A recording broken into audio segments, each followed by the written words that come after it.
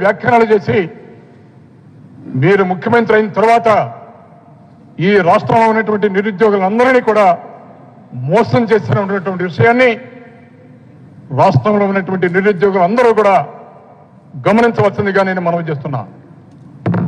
అలాగే మీరు ఇచ్చినటువంటి మరో హామీ, రాష్ట్రంలో ఉన్నటువంటి షెడ్యూల్ కులాలు, షెడ్యూల్ తరగతులు, బ్యాక్వర్డ్ తరగతులు, మైనారిటీల కింద 50 సంవత్సరాలు దాటినటువంటి ప్రతి ఒక్కరికి కూడా నెలకి 4,000 రూపాయలు పెన్షన్స్ ఇస్తామని మీరు హామీ ఇచ్చారు. అంటే దాదాపు సంవత్సరానికి 9,600 కోట్ల రూపాయలు బడ్జెట్ కేటాయింపులు జరగాలి. కానీ మీరు ప్రకటించినటువంటి ఈ 3 బడ్జెట్లలో 0 కేటాయింపులు. అంటే ఈ 3 బడ్జెట్లలో కలిపి దాదాపు 28,900 కోట్ల రూపాయలు కేటాయించవలసిన బడ్జెట్ మీరు ఇచ్చినటువంటి మాట తప్పి